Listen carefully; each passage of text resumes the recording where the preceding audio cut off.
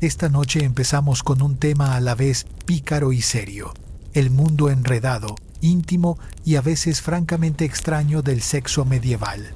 Piensa en caballería. Piensa en remedios caseros con una dosis de sospecha. Piensa en un preludio que parecía charla educada mientras rogabas que nadie estuviera mirando. Ponte cómodo. Si disfrutas este tipo de inmersión, dale like al video y suscríbete. Solo si de verdad te gusta lo que hago aquí. Cuéntame en los comentarios desde dónde nos ves y qué hora es allá.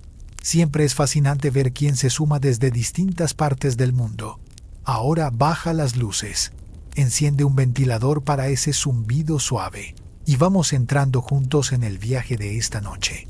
Primero, el gran malentendido.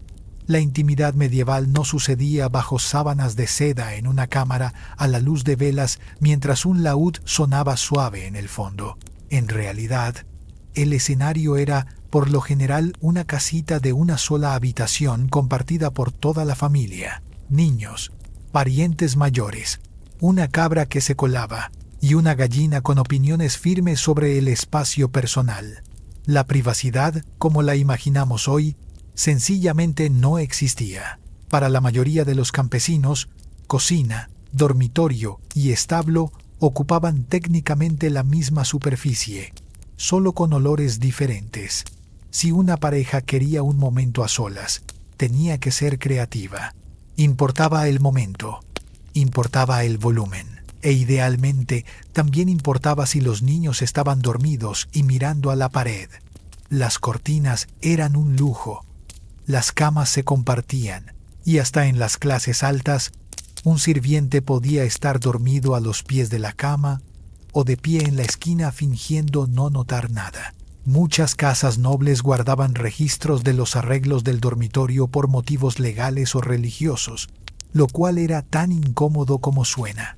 Viajar tampoco ayudaba.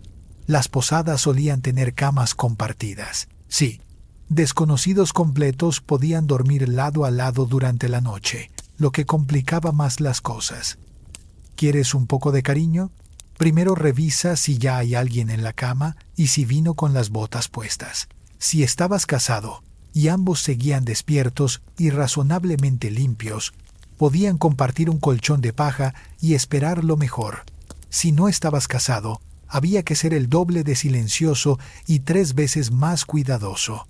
Las comunidades eran pequeñas, las paredes delgadas, y el chisme viajaba más rápido que las ratas de la peste. Para quienes vivían en monasterios o conventos, la regla era simple. No había privacidad, no había distracciones, y desde luego no había susurros nocturnos. Pero incluso allí, la naturaleza humana a veces complicaba las cosas, lo que explica por qué muchos monasterios tenían muros de jardín inusualmente altos. En el mundo medieval, pocas cosas modelaban la vida privada más que la iglesia, y tenía mucho que decir sobre lo que ocurría a puerta cerrada, o más bien detrás de cortinas compartidas. Según la enseñanza eclesiástica, la intimidad física tenía una función principal: hacer más personas. Eso era todo. No placer, no vínculo, no alivio del estrés, solo reproducción. Todo lo demás, distractor en el mejor de los casos y pecaminoso en el peor. Y no era solo material de sermón dominical. Obispos, teólogos y confesores escribían instrucciones detalladas sobre lo que era aceptable y lo que no, por si a alguien se le ocurría improvisar. Ciertos días de la semana estaban prohibidos, también las grandes festividades, los días de ayuno, los días santos y en algunas regiones, temporadas litúrgicas enteras. ¿Quieres estar cerca de tu cónyuge durante la Cuaresma? Ni lo pienses. ¿Adviento? Tampoco. Eso dejaba quizá un martes de abril. Incluso dentro del matrimonio había expectativas. Se animaba a las parejas a acercarse con modestia y contención. Las muestras de afecto eran aceptables, pero no excesivas. Las exhibiciones de pasión estaban, dicho con suavidad, mal vistas. Una guía del siglo XIII sugería que los esposos debían unirse sin placer, sin pecado y sin demora. lo cual es, a todas luces, una lista bastante poco alegre.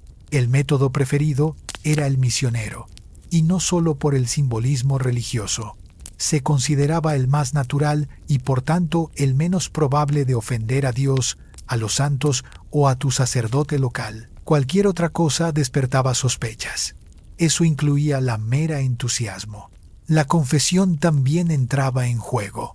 Los sacerdotes solían hacer preguntas directas durante el confesionario para determinar si las parejas habían roto alguna pauta moral o eclesiástica. No eran preguntas vagas, eran muy específicas, a veces incómodas. Digamos que el fraile promedio del siglo XIV sabía mucho más de los dormitorios de sus feligreses que de sus cumpleaños. Aún así, la aplicación de las reglas era desigual. Algunas regiones eran más estrictas que otras. Algunos sacerdotes ignoraban estos lineamientos por completo, y muchos laicos, en especial los campesinos, sonreían, asentían y hacían lo que iban a hacer de todos modos en silencio. Si crees que hoy es difícil cuadrar agendas, piensa en la gente medieval. Planear una velada romántica en la Edad Media requería un calendario, la bendición del sacerdote y la suerte de San Valentín, quien, irónicamente, nunca estuvo casado. La Iglesia tenía opiniones, y por opiniones queremos decir prohibiciones estrictas sobre cuándo se permitía la intimidad. Los domingos, absolutamente no. Era el día del Señor. Los viernes, tampoco.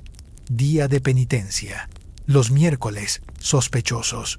Suma Cuaresma, 40 días. Adviento, otros 40. Varias fiestas de santos, días santos, ayunos e incluso ciertas fases de la luna. Y verás que el calendario era menos una agenda y más una carrera de obstáculos divinos. La idea era mantener el alma enfocada en el cielo, incluso cuando el cuerpo tenía otras ideas. Llegaron a existir listas de verdad, de días prohibidos. Algunos manuales de confesión marcaban casi la mitad del año como fuera de límites. Y si te sentías especialmente cariñoso en uno de esos días, disfrutabas de tu culpa espiritual y de un viaje extra al confesionario. Un obispo del siglo XIII reprendió a una pareja casada por su afecto excesivo, que se traducía en más de una vez al mes. Les recomendó dirigir su pasión hacia la oración. La pareja, al parecer, no quedó encantada. Naturalmente, las clases altas estaban más expuestas a estas restricciones. Tenían capellanes, confesores y asesores espirituales respirándoles en la nuca. Los campesinos, en cambio, tenían un enfoque más flexible. Sus vidas giraban alrededor del ganado, el clima y no morirse de frío, lo que dejaba menos tiempo para preocuparse por si el martes era la fiesta de un santo con nombre impronunciable.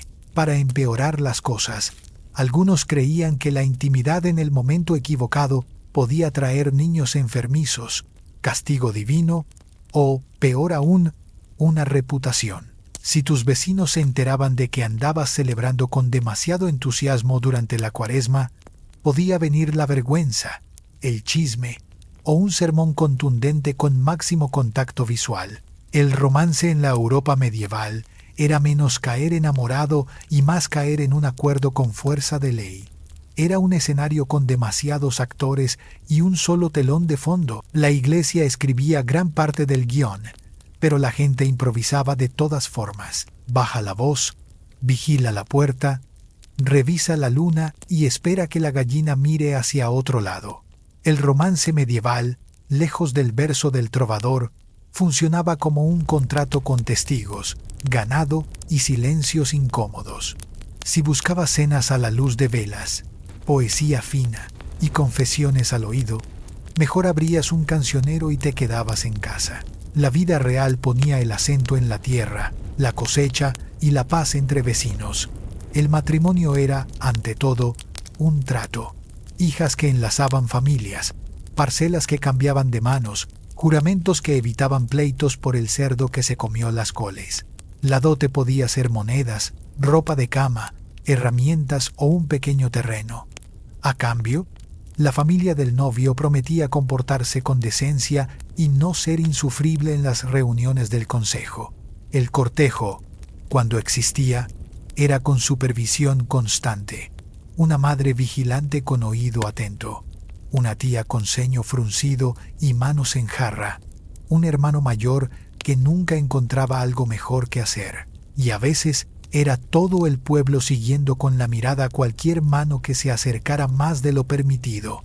Entre la nobleza, los acuerdos arreglados eran la norma. Reyes y señores movían matrimonios como piezas de ajedrez, y el afecto era algo que podía aparecer después o no aparecer jamás. Un proverbio de la época lo decía con ironía fría: "Better a wealthy match with a grumpy face than a poor one with dimples". Muy romántico no era. Entre campesinos, la regla también era la utilidad. A un hombre se le medía por su tierra, sus herramientas o el tamaño de su buey. A una mujer se la juzgaba por su habilidad en la casa, su reputación y su capacidad para no iniciar dramas en el mercado. El amor existía, pero solía llegar después. Un añadido que aparecía con los años, como un contenido extra desbloqueado por paciencia y suerte. Aún con tantas miradas encima, la imaginación encontraba resquicios, canciones pícaras que sonaban durante la trilla, encargos compartidos para ganar minutos a solas en el camino al pozo, paseos a la fuente a la luz de la luna, con promesas dichas a media voz, señales hechas con manos que seguían desgranando habas, porque el trabajo no se detenía ni por el coqueteo. Si alguien era sorprendido besando detrás del granero, llegaba la penitencia pública, la multa, o aparecía el padre decepcionado con un rastrillo en la mano. Por eso, la escuela del susurro y la sombra prosperó. La discreción valía más que una serenata. Aclaremos ahora una leyenda que se niega a morir. Los cinturones de castidad aparecen en caricaturas, en dramas históricos y, para desgracia del buen gusto, en vitrinas de museo. La escena es conocida. Un artilugio de hierro cerrando la cintura de la mujer mientras el marido marcha a la guerra, dejando a la esposa física y moralmente sellada. La realidad no acompaña esa fantasía. No hay pruebas sólidas de un uso extendido en la Edad Media. Muchos ejemplares conservados son renacentistas o incluso victorianos, épocas más obsesionadas con la idea de la represión medieval que con lo que realmente ocurrió. Muchos de esos objetos fueron bromas, advertencias morales o curiosidades de gabinete, no piezas pensadas para la vida diaria. Los manuscritos medievales, tan dispuestos a registrar asuntos incómodos, callan sobre una distribución masiva. Ningún artesano los ofrecía en listados de gremio. Ninguna ley los regulaba. Ninguna parroquia los entregaba en una boda. Es casi como si, y mantente conmigo, no hubieran sido una cosa real. Y además, el diseño era poco práctico. La higiene ya era un reto serio. Añadir hierro oxidado sin manual de uso ni llave de repuesto habría traído infecciones y visitas forzadas al herrero. El mito floreció por una mezcla de pánicos morales y sátira con guiño. Moralistas del Renacimiento y coleccionistas victorianos adoraron la imagen de la mujer hipercontrolada, porque calzaba con su relato de virtud y recato. Pocas cosas gritan virtud como una cerradura en la ropa interior. En la realidad medieval, la fidelidad se vigilaba con métodos de siempre. Vergüenza pública en la plaza, ojos atentos en cada esquina, religión con sermón largo, chaperonas que se volvían sombra pegada al codo, emparejamientos estratégicos que cerraban cualquier ventana a la improvisación. Las nobles vivían con acompañamiento constante. Las chicas del campo tenían a todo el vecindario como detectives sin sueldo. Un susurro mal colocado podía arruinar una dote, un acuerdo o una reputación.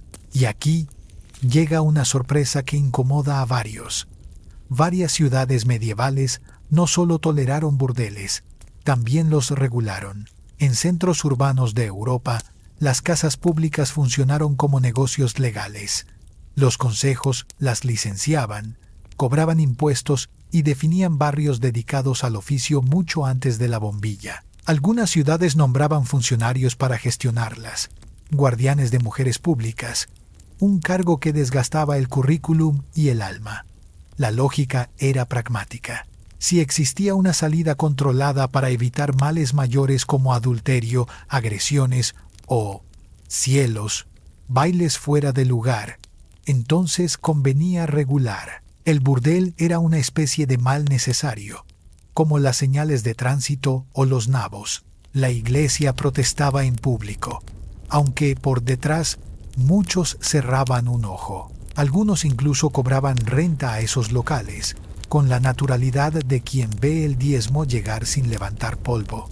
Si suena a hipocresía, comprendiste la tensión perpetua entre teología y práctica. Trabajar allí no era cuento de hadas, pero tampoco una sola forma de miseria. Algunas mujeres entraban por decisión económica, viudas o sin apoyo familiar. Otras eran forzadas o traficadas, sobre todo en puertos donde las monedas y los problemas llegaban juntos. Hubo intentos de orden, manuales con reglas para sábanas limpias, revisiones de salud básicas y horarios definidos. Los clientes llegaban de todas las clases, caballeros que volvían del campo de entrenamiento, aprendices con ganas de estrenar la paga, mercaderes de paso con prisa por cerrar un trato, monjes que olvidaban sus votos por una noche, aunque en el pergamino dijera otra cosa. La entrada variaba según la ciudad y el día. Los servicios se catalogaban con precisión contable. El pago podía ser en monedas, en huevos, en lana o en cualquier trueque que resolviera la tarde. No era una aplicación de citas. Era la economía urbana funcionando con pragmatismo crudo. Esta cara pública de la intimidad convivía con la vida doméstica ajustada por el reloj de las fiestas y por los oídos del vecindario. Mientras tanto, el deseo seguía su curso, sin liras, sin sedas, con mucha logística, con calendarios marcados por cruces, con camas que crujían en cuartos donde dormían 3 generaciones y una cabra con carácter. Lo que mantenía unido al pueblo no era el romance abierto, sino la costumbre, la economía y la cara que uno llevaba a misa después de una semana de cuchicheos. Aquí el amor caminaba en puntas, y la risa aparecía cuando el gallo cantaba fuera de hora y arruinaba el plan. Pongamos la nariz donde duele. La higiene personal. Imagina la escena. Luz de vela. Una brisa que se cuela por el techo de paja. Tu persona amada susurra algo dulce y luego se quita la túnica de lana y libera un aroma medieval con carácter. La Europa de entonces tenía prioridades claras. Sobrevivir a la peste, tapar goteras, recuperar al cerdo que invadió la despensa. Estar limpio estaba en la lista, solo que más abajo. Bañarse pasaba, pero no con la frecuencia que desearía una nariz moderna. En el campo se usaba el río en verano, una palangana en otoño y la esperanza en invierno. El jabón se hacía en casa con grasa y ceniza, o se importaba caro y se guardaba para ocasiones. Las casas tenían humo pegado a las vigas, paja en el piso y criaturas pequeñas con muchas patas que cobraban renta en silencio. Con ese telón, seducir requería más gracia que perfume. Las ciudades ofrecían baños públicos, sí, pero con altibajos. En tiempos calmados se llenaban de vapor, cubos calientes y charlas. En tiempos de peste, se cerraban por miedo o por escándalos, o por ambas cosas. Los ricos podían mandar a calentar una tina, aromatizar el agua con hierbas y salir del baño para que un criado los frotara con lienzos. Guardaban bolsitas de lavanda entre las ropas y aceite de rosas en cofres. Los pobres se conformaban con una jarra de agua, un trapo limpio y la esperanza de que el olor del establo tapara el propio. Los suelos eran de tierra y paja. Las pulgas tenían ciudadanía plena. El humo ennegrecía techos y pulmones. En ese mundo, impresionar a alguien era un arte que mezclaba cortesía, distancia estratégica y un rincón donde corriera el aire. El agua también generaba sospecha. Algunos decían que el baño frecuente debilitaba el cuerpo o abría la piel a enfermedades. Otros simplemente no tenían tiempo, ni tina, ni un chorro que no defendiera una bandada de gansos con mal genio. Aún así, la gente quería agradar. Perfumes había, pero eran lujo.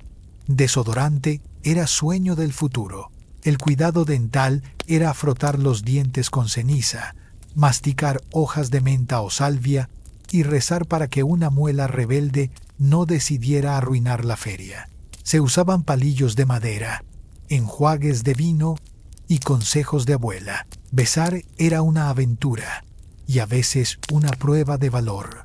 La ropa tampoco ayudaba. Capas de lana, cuero, lino y pieles atrapaban calor, sudor y todos los aromas del día, incluido el de la olla y el de la cámara.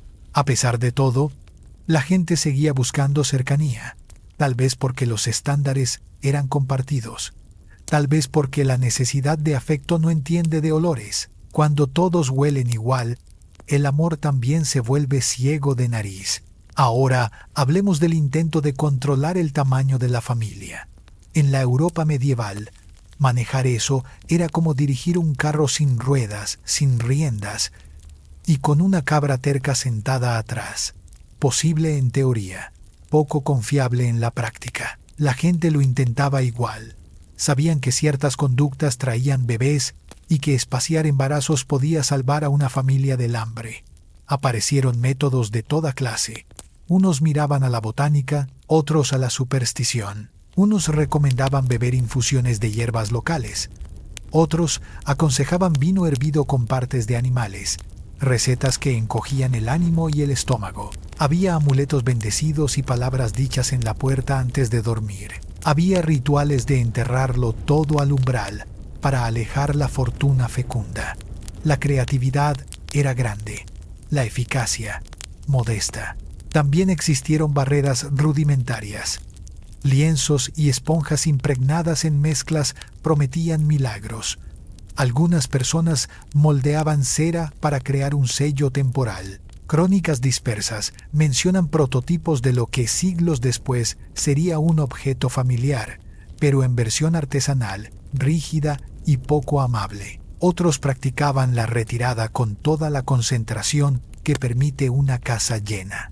Algunos llevaban un calendario mental que evitaba ciertos días por tradición, por lunas o por consejo de vecina. La lactancia espaciaba nacimientos en muchos hogares por simple biología. Nada de esto era seguro. La fiabilidad era baja y el margen de error alto. El resultado solía ser un suspiro, un cálculo nuevo y, a veces, una boda acelerada. La iglesia veía todo esto con ceño fruncido. Procreación era la meta declarada del matrimonio. Cualquier intento de evitarla recibía sermón con fuego. Se condenaban brebajes, barreras y rituales. Se alababa la continencia y la paciencia. No todos seguían la pauta. Entre parejas casadas, la pobreza empujaba a la prudencia. Entre solteros, la motivación para evitar una barriga visible era aún mayor. La vida imponía su lógica. La gente probaba, ajustaba y esperaba que la suerte ayudara donde la ciencia y la doctrina no alcanzaban. No podemos pasar por alto el antes del matrimonio. Aunque el púlpito insistía, muchas parejas probaron la cercanía antes de oír campanas. Los registros la llamaban fornicación. El pueblo decía que se adelantaron, no era rara, pero estaba vigilada. Villas y parroquias llevaban roles de moral. No eran diarios, eran libros de vergüenza. Si una pareja era sorprendida o incluso sospechada, la llamaban ante el tribunal local y aplicaban multa. A veces, el pago iba a la iglesia, a veces a la villa, y en ocasiones terminaba en manos del testigo con mejor memoria. La multa variaba según el caso. Primera falta, más leve. Con embarazo, más dura. Si luego se casaban, en algunos lugares el castigo se borraba como permiso retroactivo. En otros, se aplicaba con descuento. Una oferta de boda rápida. El sistema tenía su propia economía del enredo. El veredicto social pesaba más que la tabla de multas. En comunidades apretadas, Todos sabían lo de todos. El sacerdote podía ser misericordioso. Los vecinos no. El rumor viajaba más rápido que un pastel mal guardado en julio. Los apodos pegaban. Las miradas pesaban. Un comentario en la fila del pan podía arruinar una semana. La cuerda floja entre deseo y reputación se tensaba en cada fiesta del pueblo. Por eso la escuela del susurro y de la sombra prosperó. La discreción valía más que una serenata. Un desliz detrás del granero podía terminar en penitencia pública, una multa amarga o la visita del padre con el rastrillo en la mano. Muchas de estas historias terminaban en manos tomadas y promesas formales. El llamado handfasting servía como puente entre la intención y la boda. Era un compromiso de palabra. En algunas regiones bastaba para empezar a vivir juntos. La iglesia más tarde cerró esa grieta, pero mientras tanto, muchos bebés llegaron temprano por el calendario y puntuales por biología. Entre campesinos, si la pareja iba en serio y había embarazo, la boda seguía, a veces con empujón firme de ambas familias. Entre nobles, el asunto podía crecer hasta tormenta. El honor y la herencia estaban en juego. Allí, un paso en falso levantaba pleitos, cartas, notarios y lágrimas caras. El mundo entero parecía decidido a vigilar la vida privada, y en medio de todo, la virginidad se volvió virtud, cláusula legal y obsesión colectiva. Nada de esto era solo teoría. Afectaba dotes, alianzas, amistades y peleas de mercado. Una sábana colgada podía sellar un acuerdo o abrir una guerra doméstica. Una palabra dicha de más podía congelar una negociación. Por eso la historia de la higiene, de los remedios caseros y de las pequeñas astucias para cuidarse por dentro y por fuera forma parte del retrato completo. No es solo chisme, es economía, religión y supervivencia. En la próxima parte miraremos de frente ese concepto central que sostenía muchas decisiones, la virginidad, con sus pruebas fallidas, sus dobles raseros y sus consecuencias desde la sábana en la ventana hasta el pleito en la corte. La virginidad en la Europa medieval no era solo virtud, era cláusula, moneda y obsesión pública. Entre campesinos, la expectativa variaba según la comarca y la cosecha. En teoría, una joven debía llegar al matrimonio intacta, si no, aparecían cejas levantadas, un apuro para casar, o una multa que calmara los ánimos. En la nobleza, el tema pesaba como hierro. La herencia, las alianzas y la honra familiar dependían de un hilo muy fino.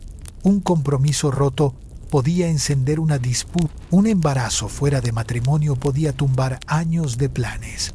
¿Cómo la verificaban? Con torpeza, testimonios vagos, opiniones de carácter.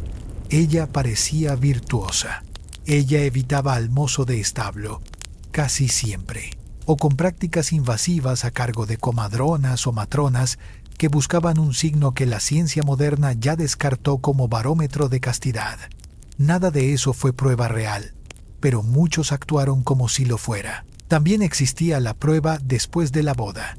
En algunas regiones se esperaba ver una sábana manchada como si fuera una reseña pública. Si la tela quedaba limpia, se abrían demandas, anulaciones y drama familiar de alto costo. Mientras tanto, a los hombres no se les pedía examen. La virginidad masculina era un extra opcional. A lo sumo se aconsejaba evitar mala compañía de taberna. Nadie revisaba su ropa al día siguiente. La balanza estaba inclinada y todos lo sabían. El discurso religioso reforzaba esa imagen. Se alababa a las doncellas como vasos puros, imagen poética en el altar y poco amable en la vida. Muchas niñas crecieron con historias de santas y martirios que confundían virtud con sufrimiento. Si un matrimonio se anulaba por engaño, la mancha no caía sobre una sola persona, arrastraba a toda la familia y sus derechos. La atracción entre personas del mismo sexo existía, por supuesto. La naturaleza humana no empezó en el siglo XX. La aceptación era otra historia. El tejido social se regía por doctrina religiosa, por roles y por propiedad. El modelo preferido era hombre y mujer en matrimonio con fines de descendencia. Oficialmente, la intimidad entre el mismo sexo era pecado y se mezclaba en listas con otras conductas llamadas antinaturales, como bailar en día de fiesta o leer demasiado. El castigo variaba según la región, la fecha y los apellidos. Un par de campesinos podía recibir penitencia y un regaño.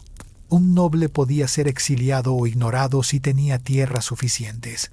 La vida real siempre era más compleja que el sermón. Quedaron poemas, cartas y documentos que muestran afectos, romances y a veces cercanías físicas.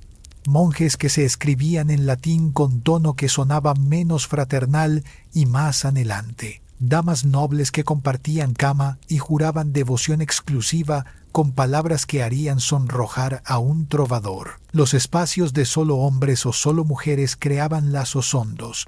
Monasterios y conventos con votos, vigilias y cartas convertían la frontera entre amistad y amor en algo ambiguo para la mirada moderna. No existía un lenguaje de identidad como el de hoy. Nadie salía del closet. Se vivía con cuidado y con códigos, sin desfiles, pero con canciones, con historias de santos, con peregrinaciones en parejas que llamaban la atención por su constancia. Los límites se entendían mejor en la práctica que en el papel. Mucho se dijo con metáforas y con silencios. El adulterio era otra cuerda floja. No se trataba de un fallo íntimo solamente. Era un delito social. El matrimonio era sacramento y contrato, un acuerdo de propiedad y alianza. Una infidelidad no solo rompía un corazón, sacudía herencias, dotes y la frágil paz de los corrillos. Para mujeres casadas el riesgo era mayor. Podían sufrir vergüenza pública, perder dote, cumplir penitencia o ser expulsadas, sobre todo si había pruebas. En cortes nobles, algunas terminaron encerradas, divorciadas o apartadas de la vida pública sin ruido, como quien cierra una puerta pesada. Para hombres casados, la cuerda estaba más floja. Un desliz con una mujer soltera podía verse mal, pero no siempre era delito, salvo que la familia de ella tuviera peso o que la iglesia deseara dar ejemplo. Aún así, no todos salían ilesos. Algunas ciudades imponían multas altas o exigían confesión pública. Hay registros de castigos creativos, como desfilar por la villa con una sola prenda o pagar una campana nueva para la iglesia, porque nada suena a justicia divina como un bronce reluciente. El peligro más serio podía ser el marido. Entre nobles, el honor se defendía con acero. Al descubrir un engaño, algunos tomaban medidas que la costumbre llamaba apropiadas, y apropiado era lo que definía quién tenía más espadas. Entre campesinos, las consecuencias eran más contables. Una multa, la entrega de una cabra y asiento fijo en el chisme del mercado. La trama de la intimidad vivía atada a la economía y a la reputación. En esa trama, la discreción era defensa y el rumor castigo. Detrás de cada norma hubo personas que intentaron sobrevivir a su época sin destruirse por dentro. Unos callaron, otros cantaron, muchos negociaron. El amor, con todas sus formas, buscó dónde respirar, aunque fuera en una esquina de la plaza, en un rincón del claustro o en una carta doblada dentro de un cofre. Y aun cuando la ley dictaba prudencia y la iglesia recitaba límites, la vida encontró grietas. La historia de esos desvíos no cabe en una sola crónica, pero deja huellas en cada archivo, en cada verso, en cada refrán que recomienda callar más de lo que dice. El mapa de la moral medieval no fue un muro liso, fue un laberinto con salidas ocultas. Los jueces, los confesores y los vecinos patrullaban ese mapa, pero ninguno podía vigilarlo todo. Allí, entre normas rígidas y corazones obstinados, se movió la gente, con pasos pequeños, con pactos tácitos, con la esperanza de no tropezar con la gallina que siempre picoteaba donde no debía. Hablemos de consentimiento. En el derecho canónico existía la idea de que un matrimonio era válido si ambas partes consentían de palabra. Dos personas diciendo yo quiero en un campo podían, en teoría, casarse. Sonaba romántico y traía confusiones legales. En la práctica, la voluntad de la mujer a menudo aparecía después del acuerdo entre familias. En la nobleza, las bodas se negociaban como treguas. La opinión de la novia podía pedirse con cortesía o imponerse con una mirada que no aceptaba no. Entre campesinos había más margen, pero también presión. Decir no podía significar perder sustento o ganarse la antipatía del pueblo. Decir no al hijo del alguacil, aún más riesgoso. Dentro del matrimonio, el consentimiento se enredaba. La ley concedía derechos del marido sobre el cuerpo de su esposa. Negarse podía provocar pleito o anulación. Teólogos hablaban de la deuda conyugal.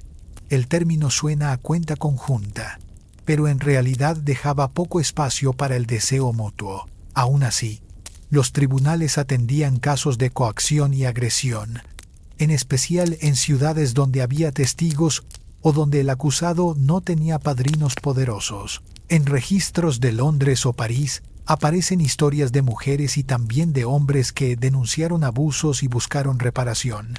Aunque ésta no siempre llegara como justicia, al menos sí como ruido público que frenaba al agresor. La literatura dejó huellas. La poesía del amor cortés giraba en torno a la pregunta y a la negativa. Caballeros que suspiran, damas que resisten, promesas que se doblan y se rompen. La idea de pedir apareció en los versos incluso cuando la vida real no la respetaba. Un mapa de deseos que decía una cosa y practicaba otra. Como todo mapa, servía para orientarse y también para perderse. La Iglesia tuvo una relación complicada con el placer físico. No lo prohibió del todo en el matrimonio, porque eso habría sido un desastre para herencias, población y continuidad, pero recomendó moderación severa, a oscuras, con poca frecuencia, sin sonrisas. La continencia se aplaudía como cima espiritual. Monjes y monjas hacían voto. Matrimonios devotos elegían la abstinencia total, en especial en la vejez o cuando buscaban vida de oración. Se decía que una pareja que renunciaba juntos a la cama caminaba a mitad de camino hacia la santidad, o al menos hacia habitaciones separadas. Algunos pensadores fueron más lejos. San Jerónimo escribió que el deseo era una debilidad incluso dentro del matrimonio. La unión era aceptable por procreación, no por gusto, no por cariño, no porque alguien se viera bien con una camisa de lana. Esa visión se filtró a los confesionarios. Sacerdotes debían preguntar si los esposos habían sido demasiado lujuriosos, incluso con su propia pareja. La escena frente al altar tenía silencios que decían más que las preguntas. Y sin embargo, la gente vivía. Campesinos, mercaderes y nobles asentían y luego seguían con lo que les parecía bien entre faenas, impuestos y ferias. Después de trillar cebada o de zanjar una disputa, un poco de afecto se sentía más medicina que pecado. La gran pregunta queda sobre la mesa. ¿Se enamoraba la gente en la Edad Media? Sí, con torpeza, con pasión, a veces con suerte. Entre tanta norma, el amor encontró rendijas. Parejas campesinas coquetearon en el campo y en la plaza. Se cambiaban favores, flores y rumores mientras vendían nabos. Nobles se enviaban versos y miradas en banquetes, fingiendo interés en halcones y telas. Monjes y monjas escribieron cartas que hoy inquietan por su intensidad. ¿Devoción espiritual o algo más? Los lectores modernos discuten. Hubo bodas por amor. Hay registros de jóvenes que se escaparon o que rechazaron el arreglo familiar.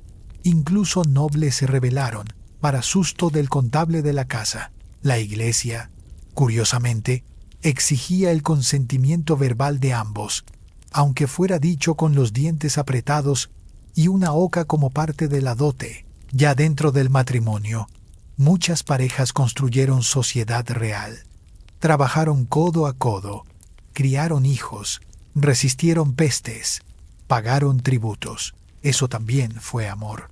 Cartas entre esposos durante ausencias muestran afecto, deseo y compromiso. Viudos y viudas se casaron de nuevo por compañía más que por política, buscando a alguien con quien pasar los años que quedaban. Porque al final, y a pesar de los sermones y los riesgos, la gente quería sentirse querida, mejor antes del toque de queda, mejor no en Cuaresma. Con esto, el retrato medieval se completa. No fue un mundo de seda y laúdes, fue un mundo de logística, de calendarios apretados y vecinos con oído fino. Entre el rumor y la regla, el cariño aprendió a caminar despacio y dejó suficiente papel y memoria como para que hoy podamos reconstruirlo sin adornos, pero con una sonrisa que entiende el esfuerzo de quienes amaron con poco espacio y mucha vigilancia.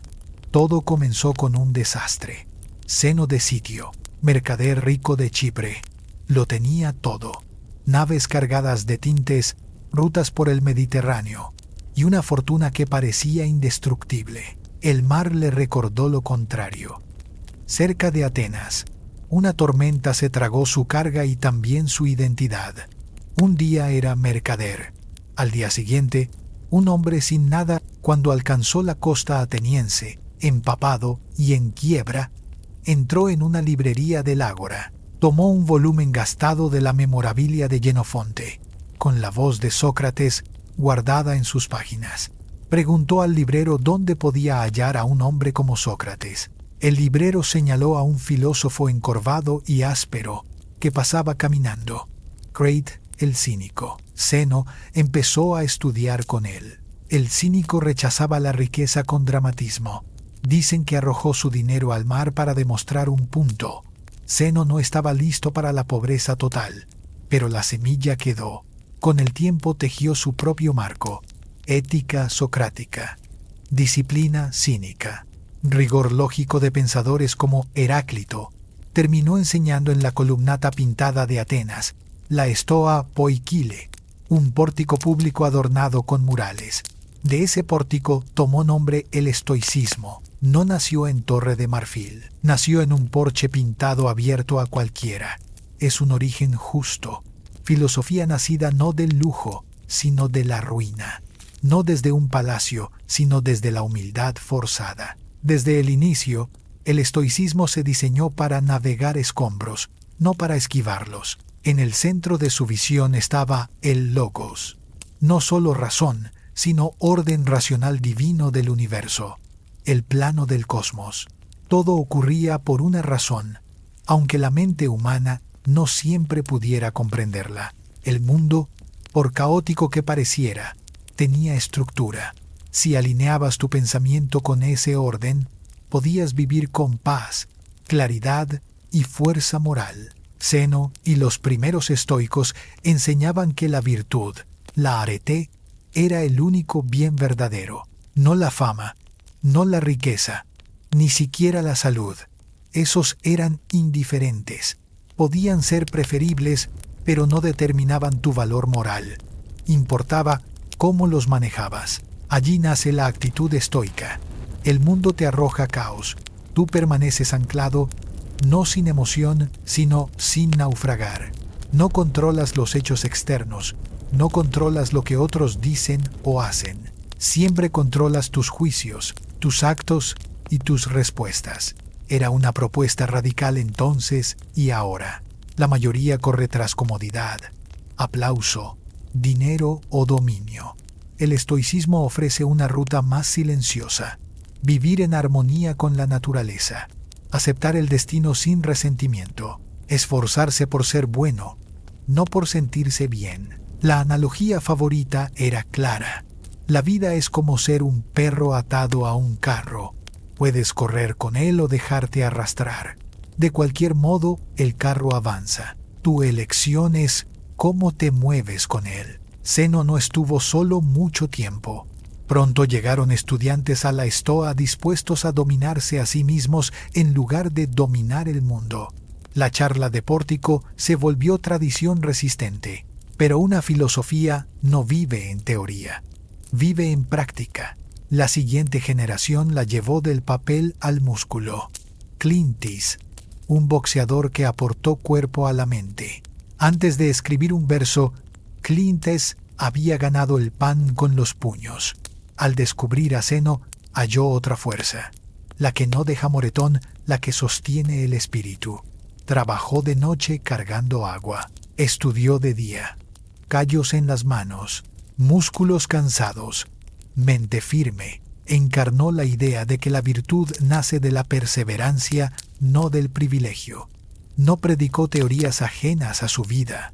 Si Zeno enseñó a aceptar la dureza con gracia, Cleanthes la vivió cada amanecer. Su obra más famosa fue el Himno a Zeus, un canto al Logos que gobierna todas las cosas. No era adulación religiosa, era una afirmación serena de orden cósmico. Todo está tejido en un plan, incluso lo doloroso. Cleanthes añadió una textura emocional a la escuela. Mientras Zeno ponía el acento en la lógica y el desapego, él sostuvo que emociones adecuadas, como el asombro ante la naturaleza o el amor por la sabiduría, tenían lugar si se alineaban con la razón. No era indulgencia, era equilibrio. ¿De qué sirve una filosofía que te vuelve de piedra? No fue brillante en retórica, y lo llamaron lento al hablar. Lo que no tuvo de flor, lo tuvo de raíz. En el estoicismo, la constancia vale más que el aplauso. Sucedió a Zeno no por carisma, sino por vida probada. Su ejemplo decía que se puede soportar sin amargura, cuestionar sin rabia y mantenerse en pie sin renunciar a la grandeza. Con Cleanthes, la escuela ganó músculo, no el que luce ante el público, el que endereza la espalda cuando el mundo se tuerce. Luego llegó quien afiló el estoicismo como una hoja, Crisippus, el lógico que convirtió esa filosofía de pórtico en un sistema. Si Zeno fundó y Cleanthes dio fuerza, Crisippus puso esqueleto. Escribió cientos de libros. Se perdieron casi todos, pero su huella quedó. No heredó la escuela para cuidarla. La reconstruyó donde Zeno fue reservado y Cleanthes poético, Crisippus fue quirúrgico. Su especialidad, la lógica. En un tiempo donde muchos confiaban en la retórica, él levantó un edificio de razonamiento capaz de mirar a Aristóteles sin bajar la vista. Apostó por la claridad. Si el estoicismo iba a sobrevivir, no podía depender de carisma ni de costumbre. Tenía que tener sentido, sin huecos, sin adornos. Refinó la distinción entre lo que controlamos y lo que no. Amplió ética, física y metafísica en un conjunto coherente y exigente. Afirmó que la virtud basta para la felicidad. No virtud más comodidad, no virtud más amigos, solo virtud. Una de sus ideas fue el lectón, el sentido de lo que se dice, un contenido que el lenguaje transporta y que importa para la razón. Suena abstracto, pero profundizó la comprensión estoica de la claridad, clave para una vida buena. Crisippus también tenía filo en el humor. Cuando le dijeron que no practicaba lo que predicaba, respondió: "Would you blame a doctor who gets sick? He still knows how to treat illness." El estoicismo no trataba de fingir perfección. Trataba de cerrar cada día un poco la brecha entre ideales y actos. Con ese armazón, la escuela cruzó el mar hacia Roma. Allí dejó de ser curiosidad griega y se volvió manual para estadistas, generales y ciudadanos. Los romanos no buscaban silogismos complejos, querían herramientas. Vivían guerras, conspiraciones y ruinas. Necesitaban una coraza interior.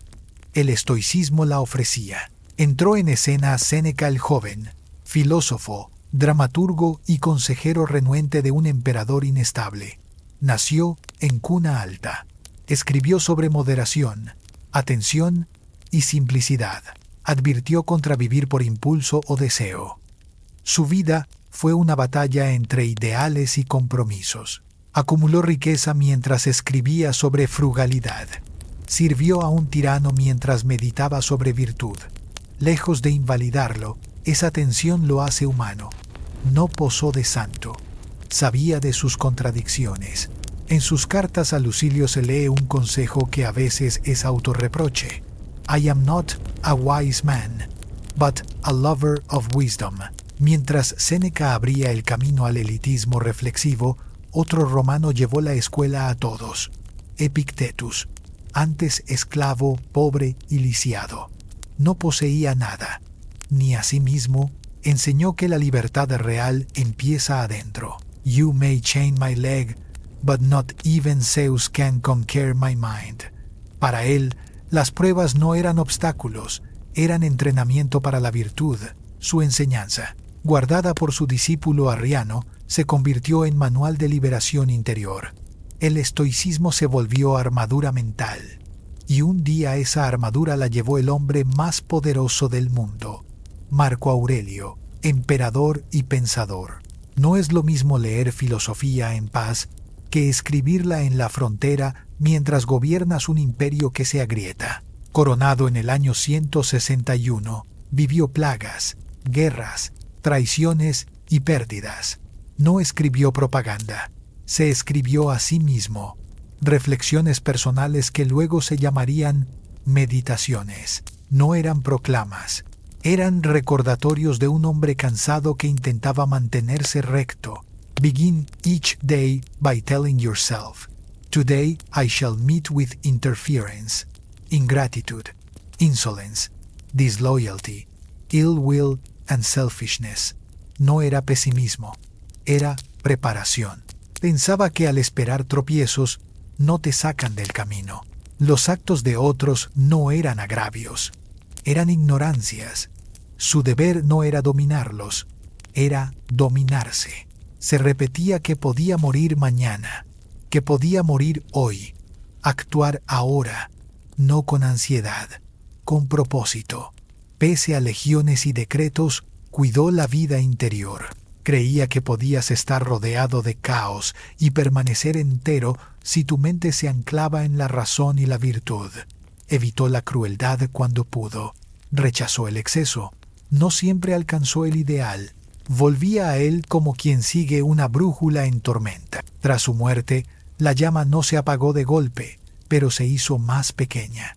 Su hijo, Commodus, heredó el trono y vivió como si quisiera deshacer cada virtud de su padre. La corte cambió moderación por teatro. La filosofía perdió asiento. Al mismo tiempo, el cristianismo crecía y, con él, una visión que desplazó a las escuelas antiguas. Donde el estoicismo enseñaba autosuficiencia, el cristianismo hablaba de gracia. Donde el estoicismo aceptaba el destino, el cristianismo ofrecía redención y voluntad de Dios. No siempre estaban en conflicto. Muchos padres de la Iglesia admiraron la seriedad moral de los estoicos. Las tradiciones monásticas adoptaron silencio, sencillez, examen del alma. El estoicismo dejó de ser movimiento público y se volvió susurro. Sobrevivió en márgenes, copias y hábitos. Ese susurro bastó para sembrar ideas que florecieron siglos después. En el siglo XX, Pierre Hadot recordó que la filosofía antigua era práctica espiritual, que el estoicismo no era frío, era contemplativo y sanador. Su mensaje halló eco en lectores nuevos. A inicios de los 2000, autores como Ryan Holiday acercaron la escuela al público con libros como The Obstacle is the Way y Ego is the Enemy. Con Marco Aurelio, Séneca y Epictetus como guía, presentaron el estoicismo como caja de herramientas para la resiliencia.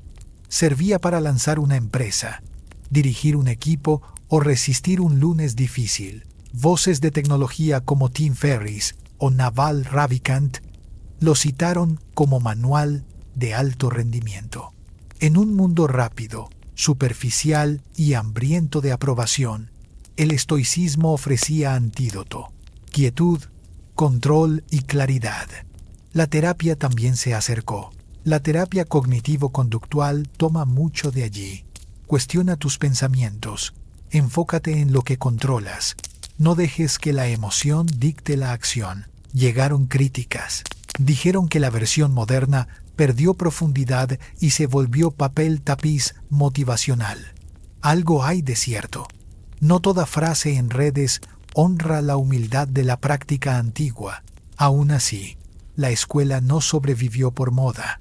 Sobrevivió porque sirve. Cuando la vida se tuerce, cuando se pierde un empleo, llega un diagnóstico o despierta sin brújula, el estoicismo susurra. No puedes controlar lo que pasa. Puedes controlar en qué te conviertes. Ese mensaje sigue en pie. Hoy, vive un equilibrio extraño. Filosofía nacida para la paz interior en un mundo que hace ruido sin pausa. Abres una red social y ves una frase de Marco Aurelio entre un gato y un consejo de inversión. Se vende en listas de éxitos un calendario que promete una dosis diaria. No triunfa por tendencia. Triunfa porque responde a una hambre muy específica. Claridad mental en medio de confusión. Las preguntas centrales no cambian. ¿Qué está en tu control? ¿Qué clase de persona eliges ser a pesar de las circunstancias? No exige huir del mundo. Te invita a participar. Trabaja. Crea familia. Sirve a tu comunidad. Hazlo desde la calma. Acción sin ansia. Acción con raíz. En ese sentido, la escuela es una rebelión. No con pancarta, sino con pausa. Con la disciplina de no reaccionar de inmediato.